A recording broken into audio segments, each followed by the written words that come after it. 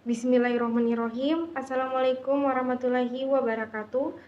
Perkenalkan, nama saya Dian Saskia Amalia Dwi Putri Saranani dengan NIM 1905010251, mahasiswa semester 5 Program Studi Perbankan Syariah, Fakultas Ekonomi dan Bisnis Islam, Institut Agama Islam Negeri Kendari.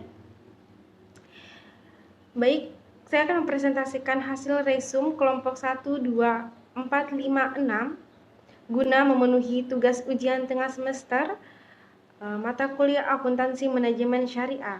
Langsung saja. Peranan dan fundamental akuntansi manajemen dalam lingkungan bisnis yang dinamis. A.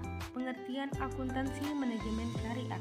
Akuntansi manajemen adalah proses mengidentifikasian, pengumpulan analisis, proses pencatatan yang diakhiri dengan interpretasi dan pelaporan kegiatan ekonomi suatu perusahaan dengan tujuan supaya pihak manajemen perusahaan bisa menjalankan fungsinya sebagai perencanaan, pengendali, dan pengambilan keputusan.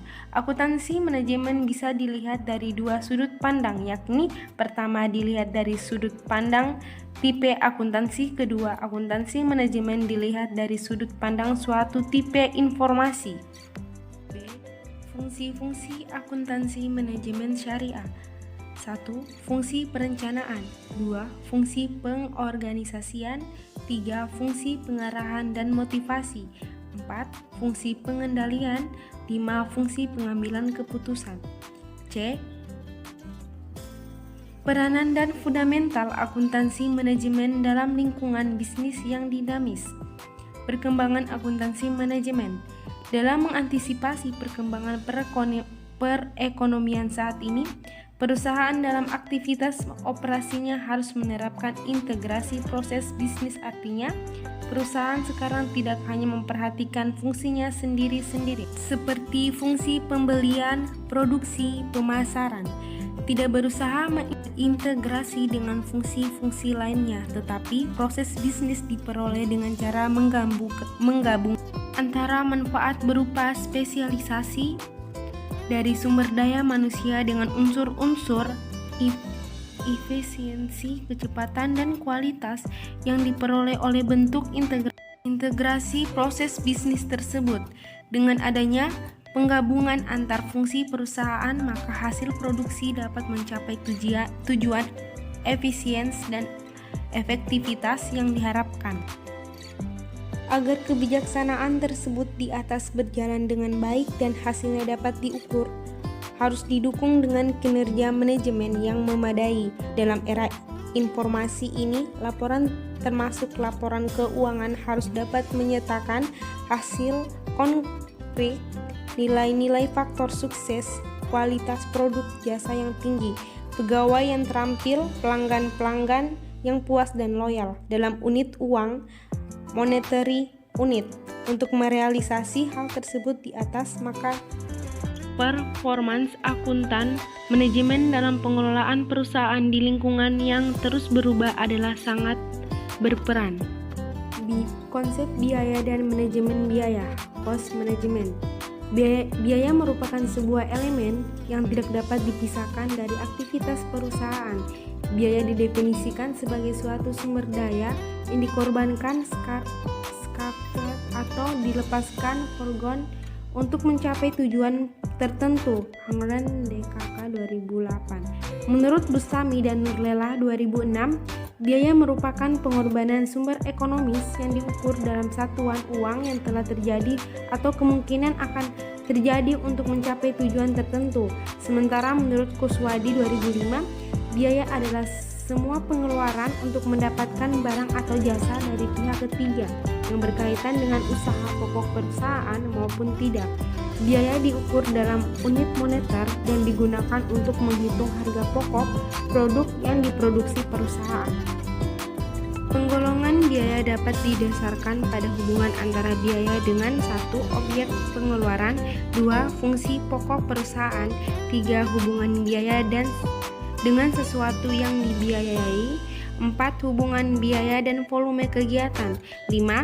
Atas dasar waktu, 6. Hubungan dengan perencanaan, pengendalian, dan perbuatan Pembuatan keputusan. Manajemen biaya atau cost management adalah sistem yang didesain untuk menyediakan informasi bagi manajemen untuk mengidentifikasikan peluang penyempurnaan perencanaan strategi dan pembuatan keputusan operasional mengenai pengadaan dan penggunaan sumber daya diperlukan oleh organisasi atau perusahaan. Macam-macam manajemen biaya. 1. Biaya bahan baku langsung dan tidak langsung. 2. Biaya tenaga kerja langsung dan tidak langsung. 3. Biaya tidak langsung lain. 4. Biaya senantiasa serta biaya variabel. 5. Biaya per unit. Tujuan-tujuan sistem manajemen biaya dapat digolongkan menjadi 4, yaitu 1. Mengidentifikasi biaya aktivitas. 2. Menentukan efisiensi, efektivitas dan ekonomi aktivitas-aktivitas. 3. Menyempurnakan kinerja masa depan. 4. Mencapai ketiga tujuan tersebut bersama-sama dalam lingkungan perubahan teknologi. Manfaat sistem manajemen biaya. Manajemen biaya bermanfaat bagi manajemen untuk 1. Merencanakan dan mengendalikan organisasi. 2. Meningkatkan keterlacakan biaya. 3. Mengoptimalkan kinerja daur hidup. 4. Membuat keputusan. 5. Manajemen investasi. 6. Mengukur kinerja. 7. Mendukung otomasi dan filosofi pemanufakturan. Perencanaan laba multi-product entity.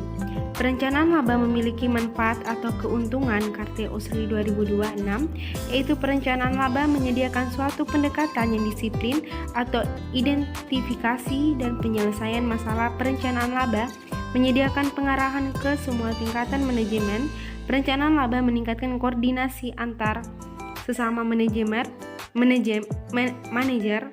Perencanaan laba menyediakan suatu cara untuk memperoleh ide dan kerja sama dari setiap tingkatan manajemen.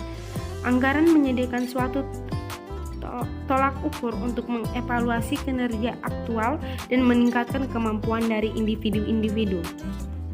Long range profit planning atau perencanaan jangka panjang didefinisikan sebagai proses berkelanjutan dalam membuat keputusan sekarang secara sistematis dan dengan kemungkinan pengetahuan terhadap masa depannya, mengorganisasi usaha yang dibutuhkan untuk menentukan keputusan dan mengukur hasil dari keputusan ini dibandingkan dengan pengharapan melalui organisasi.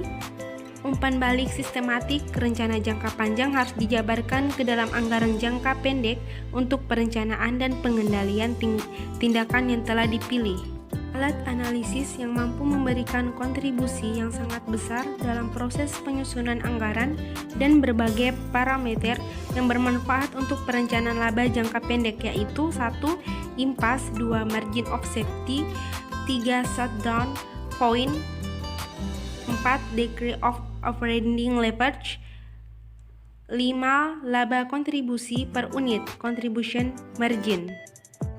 Analisis perilaku biaya. Perilaku biaya adalah pola perubahan biaya dalam kaitannya dengan perubahan volume, kegiatan atau aktivitas yang dilakukan perusahaan. Dengan kata lain, perilaku biaya adalah istilah untuk menggambarkan apakah biaya perubahan seiring dengan perubahan output besar kecilnya. Biaya dapat dipengaruhi oleh volume produksi dan volume penjualan. Pengertian perilaku biaya menurut Bustami 2013-23. Perilaku biaya dapat diartikan sebagai perubahan biaya yang terjadi akibat dari aktivitas bisnis. Klasifikasi biaya. Biaya berdasarkan perilakunya yaitu biaya tetap, biaya variabel, dan biaya semi variabel. Berdasarkan unsur biaya yaitu biaya bahan baku, biaya tenaga kerja, biaya overhead pabrik. Berdasarkan hubungan dengan produksi yaitu biaya utama, biaya konvensi. Berdasarkan dengan sesuatu yang dibiayai yaitu biaya langsung dan biaya tak langsung. Berdasarkan bidang fungsional yaitu biaya produksi, biaya pemasaran, biaya administrasi, biaya keuangan. Objek biaya: 1. Produk, 2. Produksi, 3. Departemen, 4. Divisi, 5. Lini produksi. 3 metode untuk memisahkan biaya semi variabel menjadi biaya tetap dan biaya variabel. 1. Metode High-Low. 2. Metode Scatter-Graph. 3. Metode Least Square. Tujuan pemisahan biaya tetap dengan biaya variabel. 1. Perhitungan tarif biaya overhead yang ditentukan sebelum dan analisis varians. 2. Penyusunan anggaran fleksibel dan analisis varians. 3. Perhitungan biaya langsung dan analisis margin kontribusi. 4. Analisis titik impas dan analisa biaya volume laba. 5. Analisis biaya diferensi dan komparatif. 6. Analisis maksimalisasi laba dan minimalisasi biaya jangka pendek. 7. Analisis anggaran modal. 8. Analisis profitabilitas pemasaran berdasarkan daerah, produk, dan pelanggan. Analisis pengambilan keputusan jangka pendek, marketing aspect. Pengambilan keputusan decision making adalah memilih salah satu di antara berbagai alternatif tindakan yang ada. Pemilihan ini biasanya menggunakan dasar ukuran tertentu, apakah probabilitas atau penghematan cost. Para manajer berusaha menyusun situasi pengambilan keputusan dalam bentuk kuantitatif sebanyak mungkin sehingga pilihan di antara berbagai alternatif dapat dibuat dan dengan dasar yang sistematik. Jadi dengan informasi kuantitatif para pengambil keputusan dapat mengikuti proses yang logis di dalam memilih berbagai alternatif, dapat mempertanggungjawabkan setiap langkah yang diambil dan dapat mengevaluasi hasil-hasil yang dicapai. Proses pengambilan keputusan meliputi 4 tahap, yaitu 1. Menentukan masalah dengan penekanan pada tujuan yang hendak dicapai. 2. Mengidentifikasi berbagai alternatif tindakan. 3. Mendapatkan informasi relevan dan menyingkirkan informasi yang tidak relevan. 4. Membuat keputusan.